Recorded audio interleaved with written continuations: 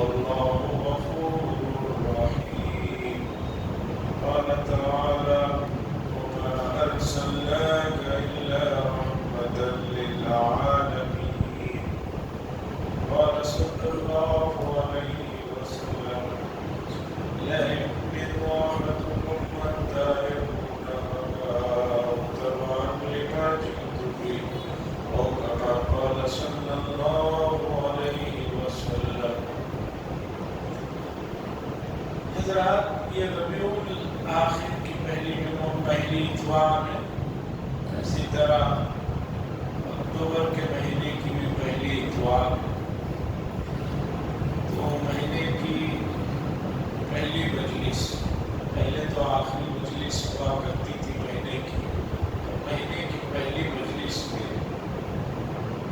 کچھ حساس اور اہم موضوعات اور اسی طرح کچھ مسائل کا تذکرہ ہوتا ہے. آج کی مجلس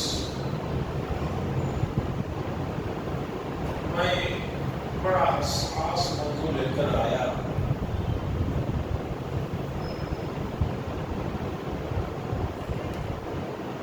افسوس یہ ہے کہ اس حساس موضوع سے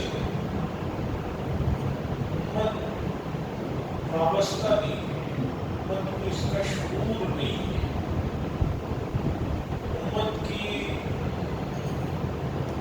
بے دینی کہیے، لا علمی کہیے، غفلت کہیے، یا جو بھی آپ اس کے لیے الفاظ دے سکتے ہیں دیجیے، کہ اتنے حساس موضوع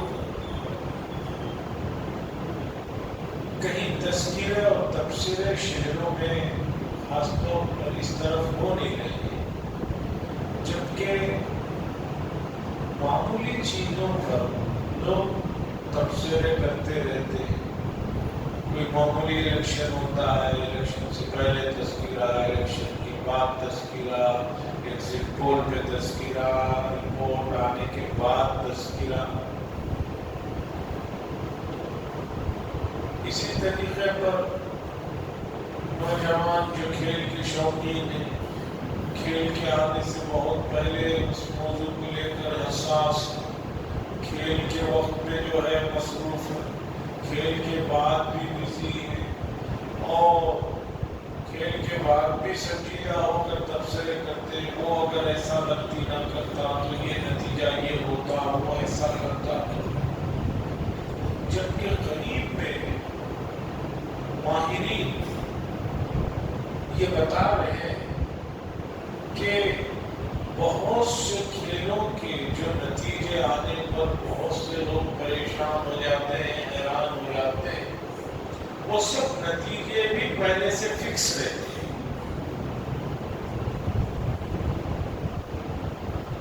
دیکھنے والوں کو لگ رہا ہے کہ شاید وہ ایسا کرتا تو یہ ہوتا، نہیں، وہ سب فکس.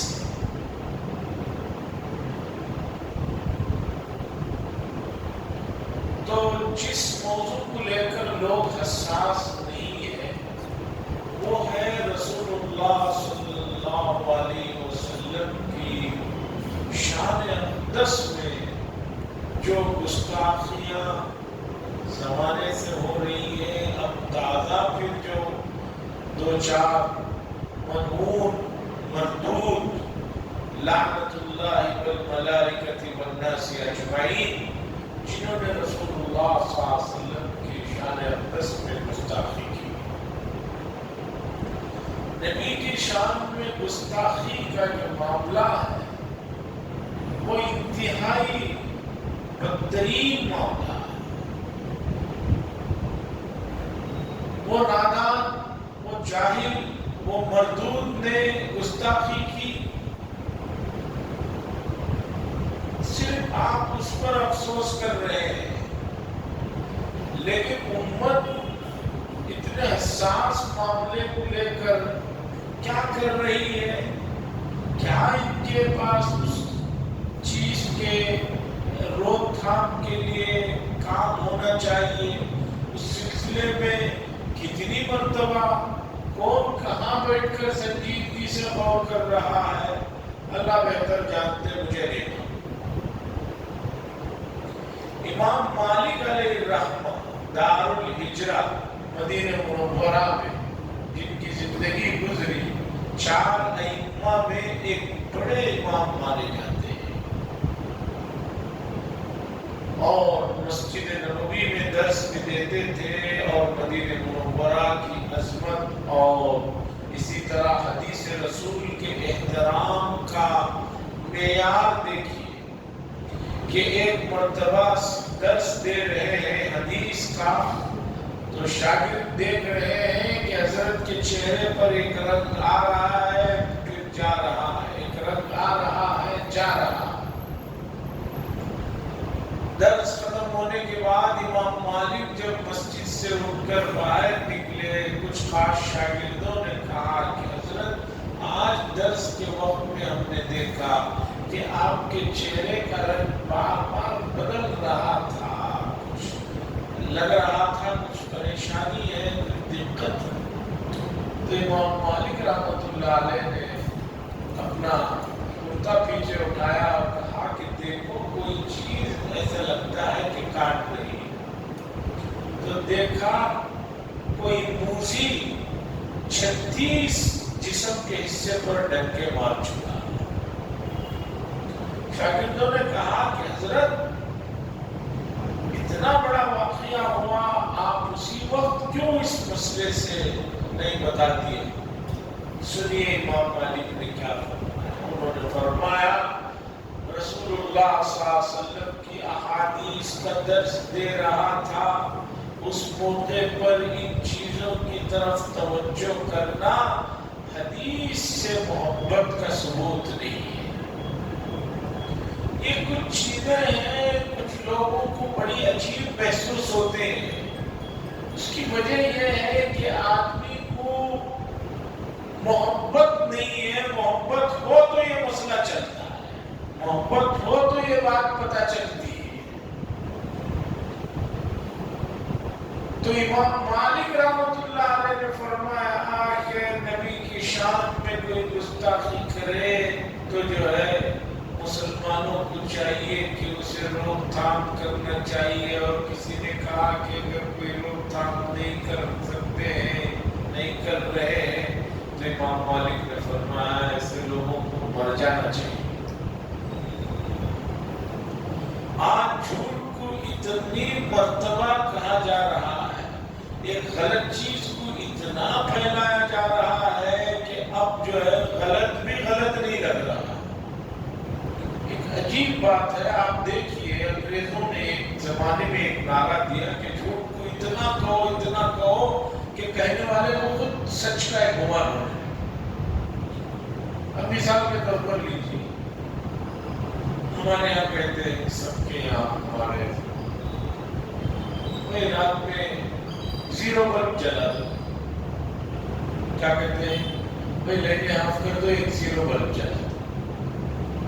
اب سب لوگ اسے 0 بلب بھی کہتے ہیں۔ کہاں 0 بلب ہے؟ وہ بھی تو 4-5 واٹ کرنٹ لیتا ہے۔ اب تو ڈیجیٹل میٹر جو کرنٹ کے آئے ہوئے ہیں، بعض چارجروں کے پاس جو چھوٹا سا لائٹ ہوتا ہے وہ بھی جلتا ہے، تو وہ بھی کرنٹ لیتا ہے، اس کا بھی وہاں وہ میٹر میں حساب رہتا ہے۔ لوگ کہتے ہیں 0 بلب ہے۔ 0 کہاں ہے؟ 4-5 سے کم میں تو کوئی واٹ نہیں، لیکن لوگوں کے ذہن میں یہی بیٹھا ہوا ہے کہ یہ 0 بلب ہے، اس سے کوئی کرنٹ کا مسئلہ ہے۔ ایک بات کو، غلط بات کو یا محاورے میں ایک چلائی جاتی ہے۔ اسی طرح بہت سے نوجوان آ کے کہتے ہیں کہ حضرت ہمیں بینک والے آفر کر رہے ہیں، کریڈٹ کارڈ کا آفر کر رہے ہیں 0 انٹرسٹ۔ بھائی 0 انٹرسٹ کوئی چیز نہیں ہے۔ بینک والے کو کیا پریشانی ہے کہ وہ آپ کا اس کا پیسہ آپ کو دے اور جو ہے آپ سے انٹرسٹ بھی نہ لے، اور آپ سے کہے کہ بھی آپ موج مستی کیجئے اور وقت پر پیسے جمع کر دیجئے، ہمیں کچھ نہیں ہو۔ آپ وقت پر پیسے جمع کریں گے تب بھی اگر ان کو فائدہ نہ ہو رہا ہو، ایسا نہیں۔ بینک کے ماہرین سے آپ پوچھیں، کتنے فائدے ہوتے ہیں، کتنا ان کو کیا ہوتا ہے۔ ابھی خاص طور پر گزشتہ ایک ہفتے سے اس مہینے میں عموماً وہ ایک آن لائن میں بڑی شاپنگ کا یہ چلتا ہے، بگ ڈیل چلتا ہے، اس میں مخصوص بینکوں کے کریڈٹ کارڈ ہی چاہیے چیز خریدنے کے لیے۔ یہ سب چیزیں ہیں، میں بتانا ہی چاہتا ہوں کہ رسول اللہ صلی اللہ علیہ وسلم کی شان میں گستاخی کی گئی۔ کچھ حضرات وہ ہیں جنہوں نے اس پر کارروائی کا مطالبہ کر رہے ہیں، کوششیں کر رہے ہیں، کوششیں کر رہے ہیں، لیکن آپ کو یہ جان کر بڑی حیرانگی ہوگی کہ شہروں میں تعلیم پانے والا مسلمان نوجوان طبقے میں بھی ایسی بڑی تعداد ہے جو رسول اللہ صلی اللہ علیہ وسلم کی ذات کے سلسلے میں نعوذ باللہ ثم نعوذ باللہ آپ کے دوسرے معاملات میں صحیح علم نہ ہونے کی وجہ سے، اور موجودہ زمانے میں سوشل میڈیا میں 20-20 10-10 سیکنڈ میں ایک جھوٹ کو جو بار بار دہرایا جا رہا ہے، اس کی وجہ سے ان کی زندگیوں میں اس طرح کی شک و شبے سے جی رہے ہیں، اور حکومت بھی ان کو مسلمانوں کی فہرست میں رکھ رہی ہے، ہم بھی ان کو مسلمان سمجھ رہے ہیں۔ جو شخص نبی کی ذات میں شک کرے وہ کیسے مسلمان ہو سکتا ہے؟ آج ہی میں نے بتایا ہمارے یہاں تفسیر میں، کوئی آدمی یہ کہے کہ میں نبی ہوں، جیسے کہ آج کل چل رہا ہے شبیل بن حنیف کا فتنہ اور دوسرے تیسرے کئی فتنے چل رہے ہیں۔ کوئی کہہ رہا ہے کہ میں نبی ہوں، جھوٹے نبی کا دعویٰ کر رہا ہے۔ ایسے لوگوں کو جو ہے یورپ اور جو ہے امریکہ اور یہود و نصارہ بہت پشت پناہی کرتے ہیں، ان کے لیے بہت فنڈنگ جو ہے لانچ کرتے ہیں، ایسے بہت چیزیں ہیں۔ تو ایک آدمی کو آ کر کہتا ہے میں نبی ہوں، یہ فلاں آدمی نبی ہے، تو دوسرا مسلمان اگر اس سے یہ پوچھے کہ بھی تمہارے پاس دلیل کیا ہے؟ شریعت کہتی ہے کہ ایک آدمی نبی برحق جو آخری نبی ہے ان کے علاوہ کسی اور آدمی نے آ کر کہا کہ بھی ہمارے پاس میں نبی ہوں، تو اس نے پوچھا دلیل کیا ہے؟ یہ دلیل کا پوچھنا اس بات کی علامت ہے کہ یہ شک میں ہے، اس لیے وہ بھی ایمان سے نکل جائے۔ کچھ چیزیں ہیں ان کو پہلے ہی نمبر پر ان کا جو ہے قلا خما کرنا ضروری ہے، وہی ان کے گردن پر پیر رکھنا ضروری ہے، نہیں تو آگے مسئلہ جو ہے آپ کو بگاڑ کر رکھ دیں گے۔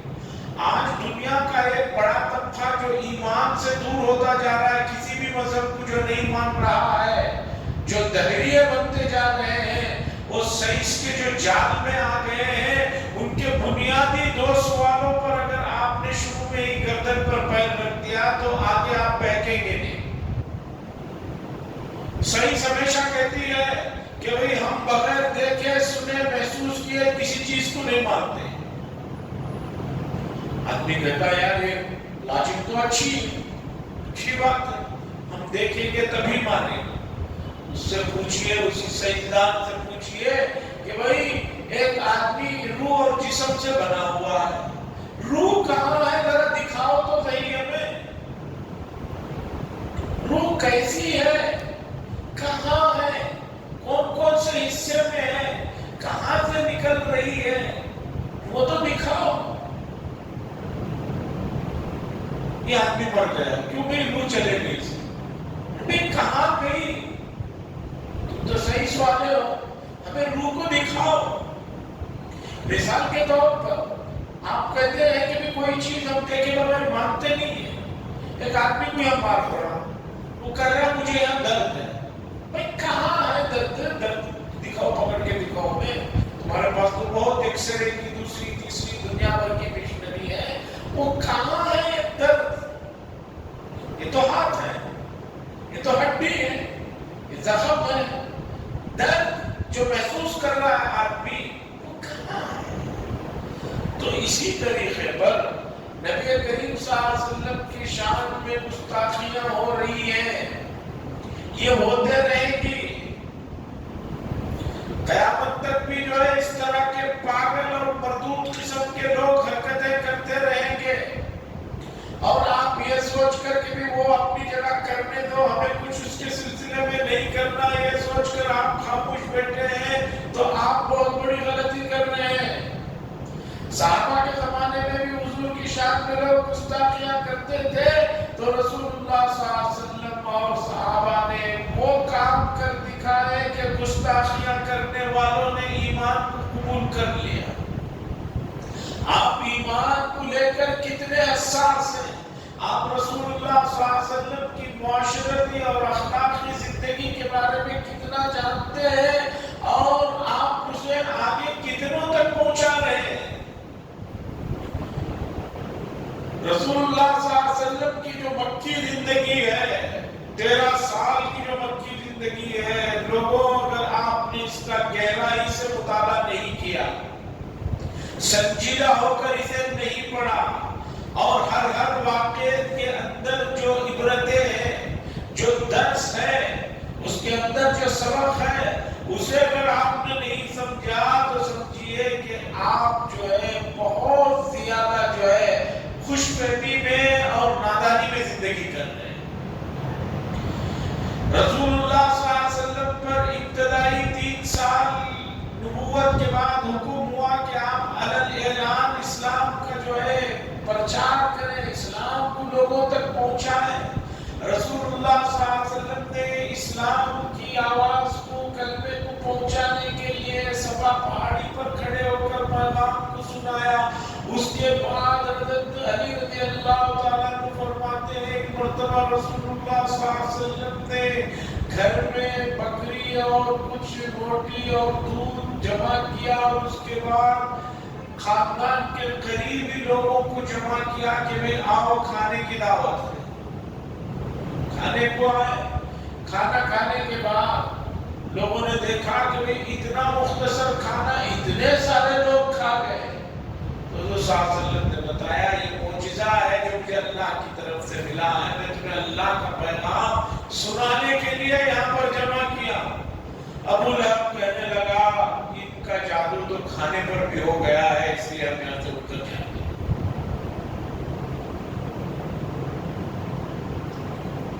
اس کے بعد مکہ المکرمہ ایسی جگہ تھی جہاں پر دنیا بھر کے لوگ آتے تھے حج اور عمرہ کرنے کے لیے، اور مینا عرفات مزدلفہ میں تو ہر آدمی پہنچنا ہی ہے، رکنا ہی ہے۔ رسول اللہ صلی اللہ علیہ وسلم ایک قبیلے کے پاس، ایک آدمی کے پاس پیچھے پیچھے پھرتے تھے، اور آپ کے پیچھے مردود ابو لہب بھی پھرتا رہتا تھا اور کہتا تھا یہ میرا بھتیجا ہے، یہ جو ہے نعوذ باللہ ان پر کچھ جادو ہو گیا ہے، ان کی باتوں کو توجہ سے نہ سنو۔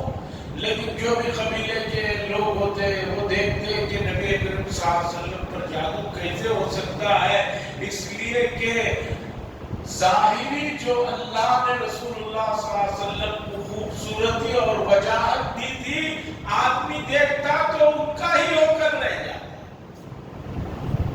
نبی کریم صلی اللہ علیہ وسلم اور اسی طرح انبیاء کو اللہ نے ہر قسم کے ظاہری عیوب سے، ہر قسم کے جو ہے نقائص سے پاک رکھا تھا۔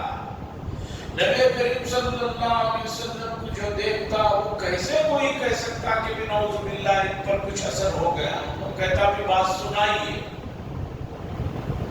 بات سنائی جاتی، اور جو لوگ عربی جاننے والے ہوتے وہ قرآن کو سنتے تو بس، قرآن کو سنتے تو بس ان کا دل کرتا کہ بھی اور سنا ہے۔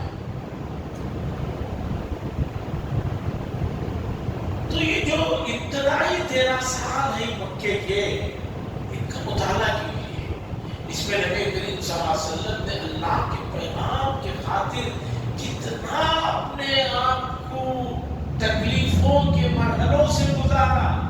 قرآن میں ایسی آیتیں کتنی ہیں، کتنی جگہ اللہ نے فرمایا طٰہٰ مَا أَنزَلْنَا عَلَيْكَ الْقُرْآنَ لِتَشْقَىٰ، اے نبی ہم نے قرآن اس لیے آپ پر نازل نہیں کیا کہ آپ مشقت میں پڑ جائیں۔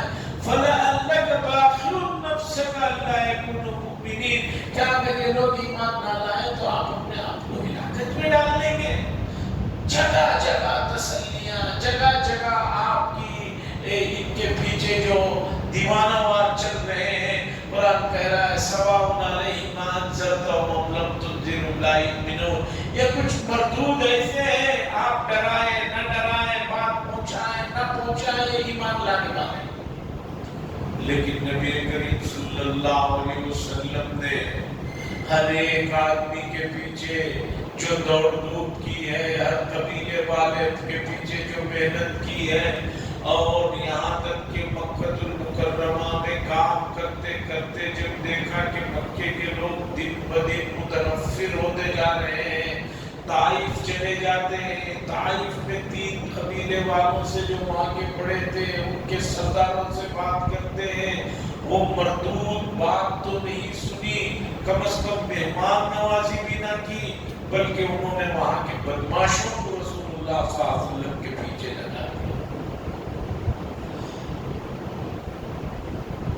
الانسان الکامل، عربی میں ایک بڑے محقق آدمی نے کتاب لکھا کہ دنیا میں سب سے کمپلیٹ اور مکمل جو آدمی انسان ہے وہ رسول اللہ صلی اللہ علیہ وسلم. آج رسول اللہ صلی اللہ علیہ وسلم کے اخلاق غیروں تک کیسے پہنچ سکتے؟ آپ کے اخلاق سے، آپ کے معاملات سے پہنچ سکتے. لیکن میرے اور آپ کے پاس خود رسول اللہ صلی اللہ علیہ وسلم کی تعلیمات کا فقدان ہے. لوگوں کو رسول اللہ صلی اللہ علیہ وسلم کے مشہور 5 نام بھی نہیں پتا ہے. 99 جو صفاتی نام ہے اسے تو چھوڑیے، 5 مشہور نام پتا نہیں ہے. اور بھی رسول اللہ صلی اللہ علیہ وسلم کی ذات اقدس سے متعلق جو بنیادی چیزیں ہیں اس سے متعلق کوئی علم نہیں ہے. سوشل میڈیا پر جو زہریلا مواد پھیل رہا ہے، پھیلایا جا رہا ہے، یہ کوئی نئی چیز نہیں ہے. قرآن مجید کی تفسیر لکھنے والوں میں ایک بڑے قریب میں ایک آدمی گزرے ہیں، مولانا عبدالماجد دریابادی صاحب، جنہوں نے قرآن مجید کی ترجمہ اور تفسیر اردو میں بھی لکھی اور انگریزی میں بھی لکھی. اور یہ آدمی اتنے ذہین تھے، اتنے اعلیٰ درجے کی انگریزی کو جانتے تھے کہ آزادی سے پہلے، ان کا انتقال تو آزادی کے بعد ہوا، آزادی سے پہلے جب انگریزوں کی دور حکومت تھی، 17-18 سال کے عمر کا یہ نوجوان یہ انگریزی میں مضمون لکھتا تھا. لندن کے اس زمانے کے مشہور اخباروں میں ان کے آرٹیکل چھپتے تھے. لیکن ایک زمانہ ایسا آیا، کافی پڑھنے والے آدمی کتب خانوں میں گئے، بیٹھے پڑھا، دیکھا کہ رسول اللہ صلی اللہ علیہ وسلم کے خلاف جو مضامین لکھتے گئے ہیں یہ پڑھتے چلے گئے. بیسک تو مضبوط تھا نہیں ان کا، یہاں تک کہ نوبت یہ آئی کہ یہ ایمان کے دائرے سے مرتد ہو گئے. حضور کے سلسلے میں اتنا زہریلا مواد اس زمانے میں انہوں نے پڑھ لیا کہ یہ ایمان سے ہاتھ دھو بیٹھے. پورے خاندان والے رشتے دار پریشان کہ کیا کریں. اب کوئی بات کرنا ہو تو علمی انداز میں بات کرنا ہوگا، اس لیے کہ اعلیٰ درجے کا تعلیم یافتہ ہے. 18-19 سال کا نوجوان جس کے مضامین انڈیا میں بیٹھے ہوئے لکھ رہا ہے، لندن کے مشہور اخباروں میں چھپ رہے ہیں، تو اس کا علم کا کیا آپ کہہ سکتے ہیں؟ کی تفسیر پڑھی ہے، رائٹر کا نام ذہن میں رکھیے، مولانا عبدالماجد دریابادی صاحب. ان کی انگریزی دیکھیے، اردو تو مت پوچھیے. اردو تو اس درجے کی پیاری اور اعلیٰ ہے، آدمی اٹھاتا ہے کتاب تو ان کی رکھتا نہیں ہے، اس درجے کی اردو. قریب میں گزرے ہوئے مولانا سید ابو الحسن علی حسینی صاحب نے فرمایا قدس سرہ نے، میں عبدالماجد صاحب کے سامنے بیٹھ کر پڑھا نہیں ہوں، لیکن پھر بھی میں ان کا شاگرد ہوں، اس لیے کہ میں نے اردو ان کی کتابوں سے سیکھی. اتنے بڑے. اب کیا ہوا؟ ان کے زمانے میں ایک مشہور شاعر جو جج بھی تھے، اکبر الہ آبادی صاحب، وہ ان سے بڑے تھے. آنا جانا ان کا تھا. خاندان والوں نے اکبر الہ آبادی صاحب سے کہا کہ اس کا یہ حال ہو گیا، کھل کر ایمان سے نکل گیا ہے، نماز روزہ کسی سے بھی یہ نہیں. تو اکبر الہ آبادی صاحب کو بہت مانتے تھے. تو اکبر الہ آبادی صاحب نے کہا کہ بھائی مذہب کو تو تم سے بات کرنا بیکار ہے، تم اعلیٰ قسم کا لٹریچر پڑھتے ہو، لٹریچر بہت پسند ہے، اعلیٰ قسم. یہ لو قرآن ہے، یہ عربی کا سب سے اعلیٰ لٹریچر ہے، اسے اللہ کا کلام نہیں،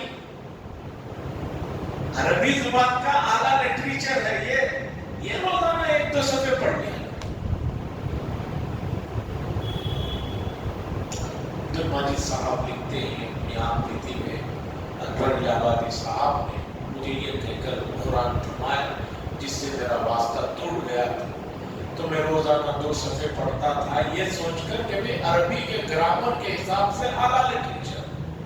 پھر صفحے سے 2 صفحے کو پہنچا، 2 سے 3 کو پہنچا، 4 پہنچا، پھر زیادہ پڑھا، پھر پڑھتے گیا، پھر اس پہ اترتے گیا.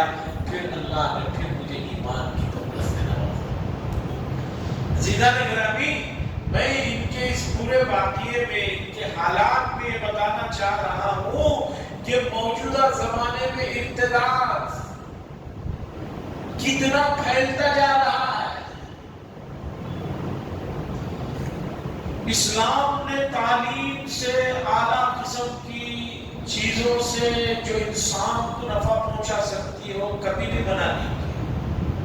آدمی محنت سے جان چھڑاتا ہے اور پورا الزام اسلام پر ڈال دیتا ہے. ارے جو سابق میں جو لوگ گزرے ہیں، 3700 میں نام دیکھ لیجئے پرانے زمانے میں، اور اسی طرح ڈاکٹروں کی لائن میں دیکھ لیجئے کہ انہوں نے محنت کیا اور پوری دنیا ان کو قدر کرتی تھی. دنیا کے فائدے، انسانوں کے فائدے کے لیے بہت کچھ. ابھی کل دانتوں کے ایک ڈاکٹر سے ملاقات ہوئی، بڑی عجیب بات.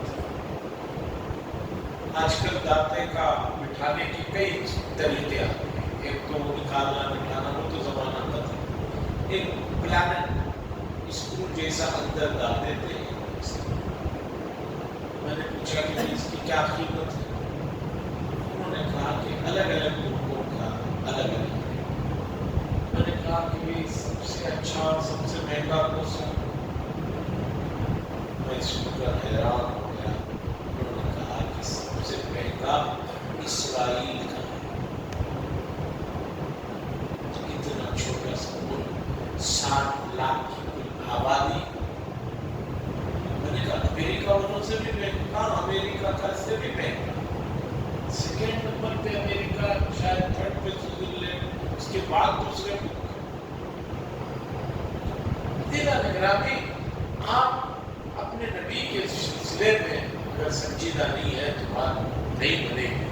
اور جو موجودہ زمانے میں جو گستاخیاں ہو رہی ہیں اور اس کے لیے مؤثر انداز مسلسل، وقتی طور پر جو شکایت کچھ کر دیے بیٹھ گئے تو مسلسل ایک کام کریں گے تو کام جا کر بنے. آج اتفاقاً صبح اتوار ہے، میں سوچتا ہوں اتوار میں صبح میں ٹریفک نہیں ہوتی، کہیں جانا تھا. میں نکلا تو دیکھا وہ آج وہ میرا تھا کچھ بھاگنے کا ہوتا. میں نے کہا کہ بھئی یہ کیا مسئلہ ہے؟ جدھر جو ادھر روڈ جام ہے، ادھر سے ادھر بھگا رہے ہیں، ادھر سے ادھر بھگا رہے ہیں، اور لوگ بھاگ رہے ہیں جگہ جگہ، ان کو پانی پلا رہے ہیں. کئی کمپنیاں والے ان کے لیے یہ کر رہے ہیں. بعض کو جلدی فارغ ہو کر چلے جاتے ہیں، بعض کو واپسی میں دیکھا 12 بجے تک کہیں کہیں آدھا کلومیٹر کے فاصلے پر ایک ایک تھا. یہ جو تسلسل ہے یہ بہت ضروری ہے. آپ نبی کی شان میں گستاخی ہوئی، وقتی طور پر جوش میں آ گئے، بیٹھ گئے، کام نہیں ہوگا. آپ کو نبی کی شان میں گستاخی نہ ہو، اس کے لیے آپ کو اتنی بڑی تعداد امت مسلمہ کی ہے، اس میں 10-20-50% سوچئے کہ وہ سست ہے، وہ کچھ کر نہیں سکتے، کمزور ہے. باقی 50% ہے، ان میں سے بھی کچھ کو کم کر دیں، کچھ بھی اگر اٹھ کر کھڑے ہو جائیں گے اور سنجیدگی سے اسلامیات اور رسول اللہ صلی اللہ علیہ وسلم کی لائف کے مطابق زندگی کریں گے تو کام بہت آگے بڑھے گا۔ ہمارا ملک جمہوری ہے، اور جن لوگوں نے اس میں یہ جو ہمارا جو کانسٹیٹیوشن بنایا ہے، اس کانسٹیٹیوشن میں ایسے بہت سی چیزیں ہیں کہ جسے جان کر پڑھ کر اس کے ذریعے سے اس طرح کے لوگوں کے منہ بند کیے جا سکتے ہیں، ان کو قابو میں لایا جا سکتا ہے، ان کو جو ہے اپنی طاقت کا اثر دکھایا جا سکتا ہے۔ لیکن افسوس یہ ہے کہ امت مسلمہ دینی معاملات میں بھی صفر ہے، دنیاوی معاملات میں بھی کانسٹیٹیوشن کے سلسلے میں صفر ہے۔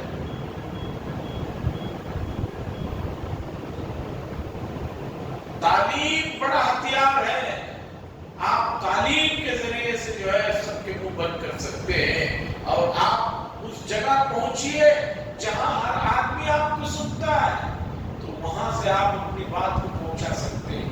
آپ 100 کو نہیں، 50 کو نہیں، 10 کو نہیں، 2 تو آپ کے غیر مسلم دوست ہوں گے، یہ تو ہوگا، یہ کے ذہن سے تو خناس کو دور کیجیے۔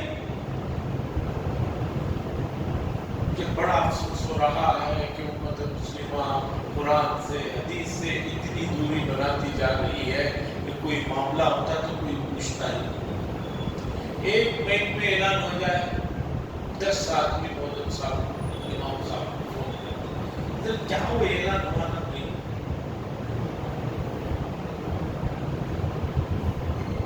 نہیں، وہ کسی کا انتخاب ہو، اچھا ختم۔ اس چیز پر تو آپ کو بے چینی ہے، لیکن آپ کو رسول اللہ صلی اللہ علیہ وسلم کی شان سے پورے اس میں یہ ہو رہا۔ مڈل ایسٹ کی حالات دیکھیے، ایسے ایسے راز کھلیں گے، میں کیا بتاؤں۔ مڈل ایسٹ میں جو کچھ ہو رہا ہے، جو کچھ میڈیا میں دکھایا جا رہا ہے، بتایا جا رہا ہے، آنکھیں بند کر پر اس پر یقین مت کیجیے۔ بڑے دھوکے ہیں، بڑی سازشیں ہیں، بہت کچھ ہو رہا ہے، اور آپ اخبارات اور دوسری چیزوں کو دیکھ کر سمجھ رہے ہیں کہ یہ ہو گیا وہ ہو گیا۔ نہیں، اس کے پیچھے کی چیزیں بہت ہیں، یہ موقع نہیں ہے سنانے کا۔ میں پھر آتا ہوں قرآن کی اس آیت کی طرف جس میں اللہ نے فرمایا، اے نبی صلی اللہ علیہ وسلم کہہ دیجئے کہ اگر اللہ کو تم چاہتے ہو، اور یہ چاہتے ہو کہ اللہ تمہیں چاہے، فاتبعونی، نبی کی اتباع کی۔ اور دوسری آیت میں اللہ نے فرمایا، ہم نے تو نبی کو پورے عالموں کے لیے رحمت بنا کر بھیجا ہے۔ تو نبی کریم صلی اللہ علیہ وسلم رحمت ہونا یہ پریکٹیکل انداز میں سمجھائیے۔ اگر دوسروں کو نہیں تو خود اپنے آپ کو سمجھ لیجیے۔ آج کسی کو صبح کی نماز پڑھنا وہ تو کہتا ہے بھئی یہ تو بڑا مشکل ہے، اس نے اس نماز کو جو حضور کی آنکھوں کی ٹھنڈک ہے مصیبت سمجھ رکھا ہے، اور دین کی دوسری چیزوں کو مصیبت سمجھ رکھا ہے، تو وہ حضور کو رحمت للعالمین کیسا سمجھ رہا ہے؟ خود ہی اسے بات سمجھ میں نہیں آ رہی۔ اور اس سے آگے بڑھیے، جو سب سے قیمتی چیز ہمارے پاس ایمان ہے۔ نبی کریم صلی اللہ علیہ وسلم نے فرمایا کہ تم میں سے کوئی آدمی اس وقت تک کامل مومن نہیں ہو سکتا جب تک وہ سب سے زیادہ دنیا میں مجھے نہ چاہنے لگے۔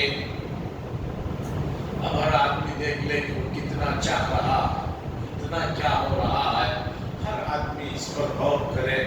میں پھر اپنی بات کو مختصر کرتے ہوئے اختتام کی طرف پہنچاتا ہوں کہ مسئلہ نبی کریم صلی اللہ علیہ وسلم کی ذات اقدس کے سلسلے میں امت مسلمہ جس رویے کو اپنائی ہوئی ہے، دل تو یہ کہتا ہے کہ محبت ہے، لیکن ایک چیز بھی تو نظر آئے۔ بہت پہلے کا واقعہ ہے، آزادی سے پہلے کا۔ علامہ اقبال زندہ تھے، ڈاکٹر اقبال صاحب زندہ تھے۔ گھر قسم ملک میں انگریزوں کے دورے ایک آدمی نے نبی کریم صلی اللہ علیہ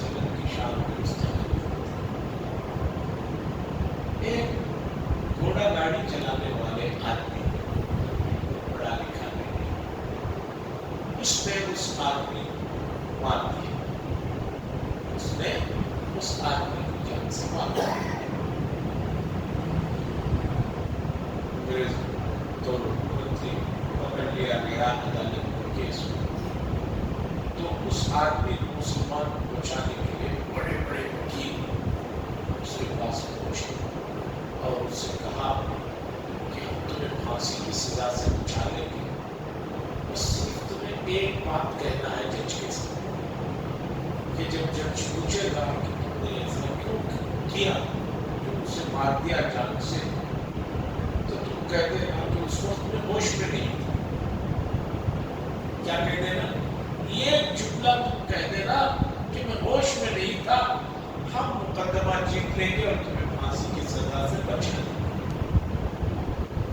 ایک کم پڑھا لکھا جاہل آدمی گاڑی نکالنے والا جیل میں پھنسا ہوا ہے، جس کی جان خطرے میں ہے، پورے وکیل بڑے بڑے جاتے اس سے اتنا کہہ دینا ہے انگریز جج کے سامنے، میں اس وقت ہوش میں تو اس آدمی نے کہا میں یہ بات کیسے کہہ سکتا ہوں، میں یہ بات کیسے کہہ سکتا ہوں، پوری زندگی تو میں بے ہوش رہا، وہی ایک لمحہ تو ہے جس میں میں نے اسے مارا، ہوش میں تھا، میں پھانسی پر چلنے کے لیے تیار ہوں، لیکن یہ وہ لمحہ جس میں میں نے اسے مارا، یہ کہنا کہ میں ہوش میں نہیں تھا، یہ میں نہیں کہوں۔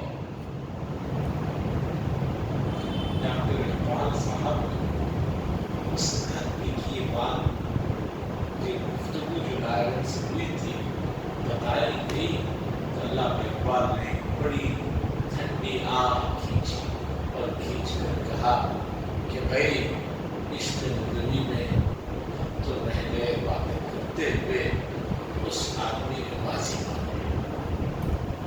عزیزان گرامی، ہوش میں آئی ہے، ایک بے ہوشی کی زندگی، آپ کو لگ رہا ہے آپ ہوش میں ہیں، لیکن یہ زندگی کیا ہے جس میں حضور سے محبت نہیں، حضور سے عقیدت نہیں، حضور کی تعلیمات کو، مکے کی وہ 13 سال کی زندگی کی لائف کو آپ عملی طور پر آگے نہیں بڑھا رہے ہیں، تو یہ کیا زندگی ہے؟ یہ تو اصل میں بے ہوشی ہے، آپ اسے ہوش میں رہے ہیں تو کہتے رہیے۔ اللہ سے دعا فرمائے اللہ اس مسئلے کو سمجھنے کے اور اس کے تقاضوں پر عمل کرنے کی توفیق عطا فرمائے۔ وآخر دعوانا الحمدللہ رب العالمین، الحمدللہ رب العالمین۔